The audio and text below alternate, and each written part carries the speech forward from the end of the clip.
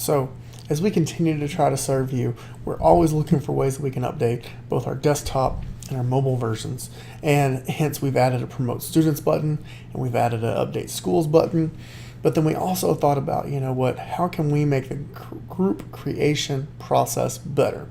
And that's where we're excited to announce dynamic group attributes. Now, like most of our features, this can be done through the web or through the app.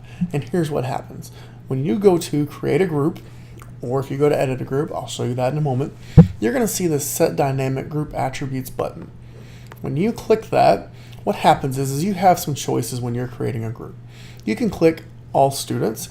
If you do, that means that all students are going to go into this group. So that's an option. Or here's another option. You can apply filters.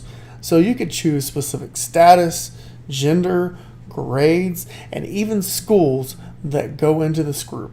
You could even add kids who go in from other groups.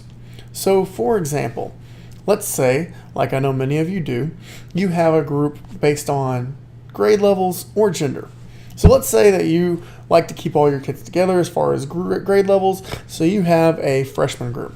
So all I would do is go click 9th grade, put in a class name, okay, 9th grade, and then when I create my group, it's going to automatically put all 9th graders into that group.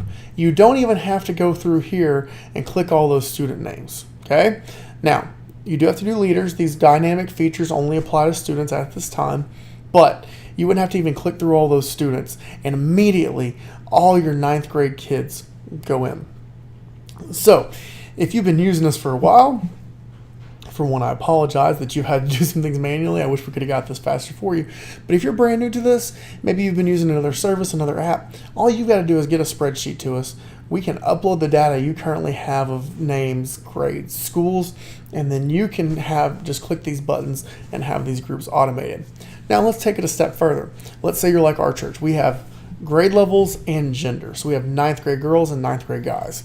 So I could come through here, click 9, and then I would find the gender.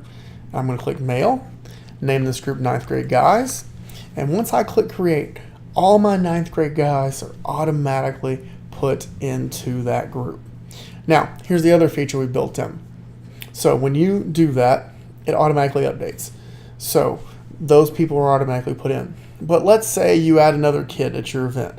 Now, granted, in our Add Student screen, we have the option to put them into groups, and so you can check those check boxes and do it all in one place.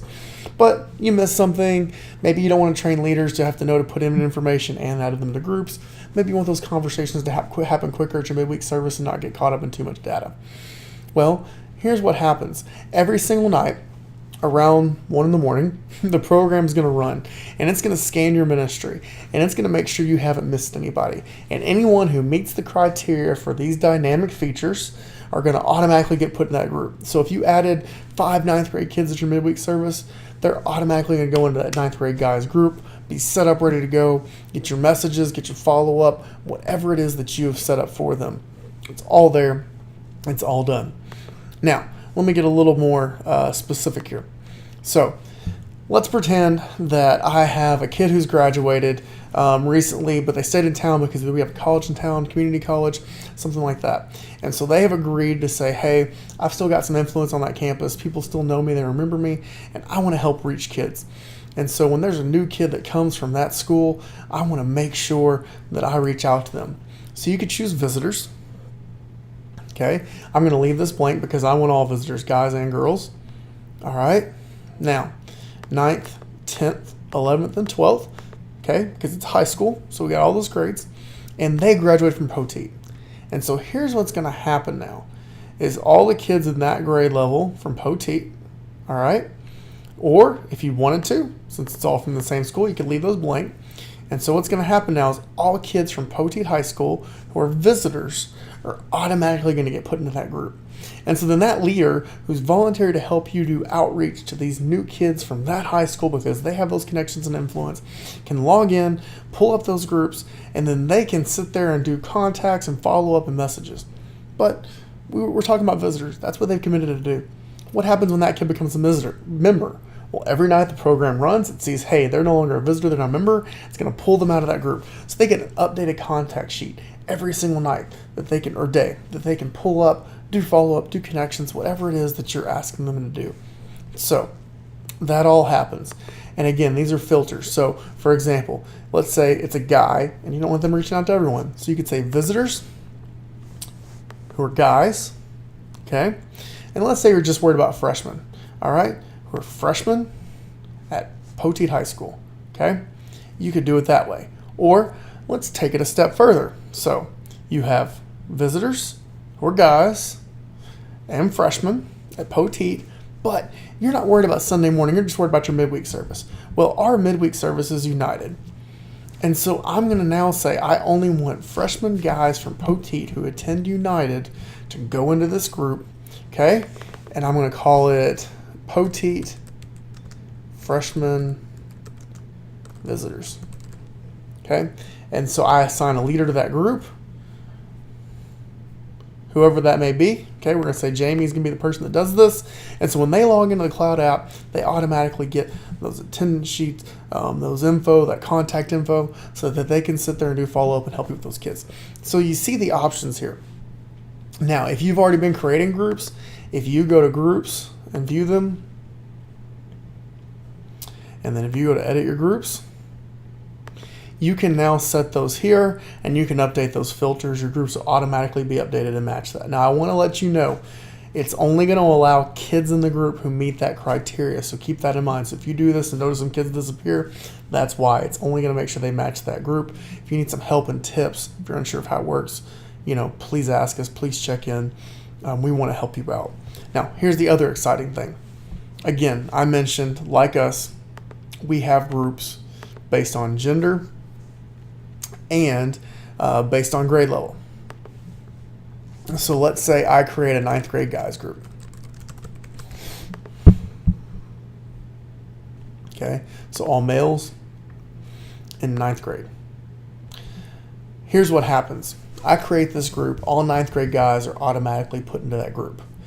But then if you remember, and if you haven't got a chance to check it out, I encourage you to go check it out. We also now have a promote student button and an update schools button. So here's what's going to happen. Let's pretend it's promotion week, okay? August 14th is your last day of this year, okay? I haven't checked the dates. We're just going to go pretend it's August 14th.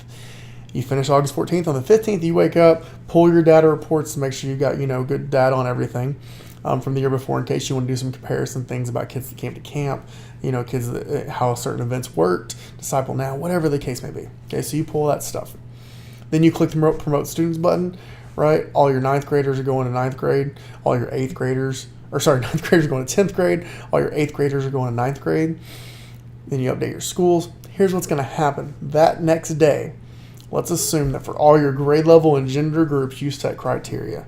Well, guess what? All your 8th grade guys that became 9th graders are automatically going to go into the 9th grade group. It's got 9th grade guys group. Let's say you've got a 10th grade girls group. All your 9th grade girls that just promoted to 10th grade are going to go in the 10th grade girls group. Your 12th graders who graduated, they're going into an alumni group automatically. Everything's done on your own, on the program. You don't have to worry about it. You wake up the next day, you're ready for Promotion Sunday, your groups are set, your rosters are set, your leaders have their new contacts, everything's done. So we're excited about this. We're hoping to help for you. If you have questions, if you want to know other options of how this can work, please let us know. If you've got ideas for other new features, we'd love to help you out. We're here to serve you, and we hope that you have a blessed day.